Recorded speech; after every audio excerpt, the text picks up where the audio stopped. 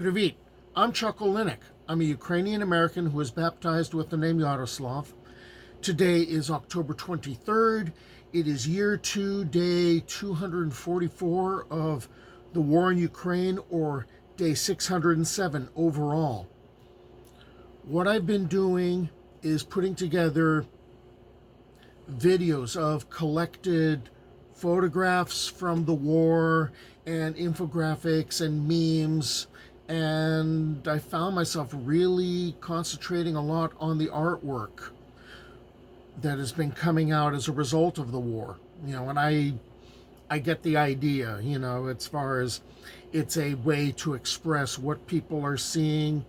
And so then there's all these horrific images as far as the artwork, but there's also a lot of images of hope and a lot of very patriotic images meant to inspire people. And I really started collecting those. Well, now I'm near like 1,000 different pieces that I've found over time. What I wanted to do is simply put a bunch of these together in a video and share them on my YouTube channel.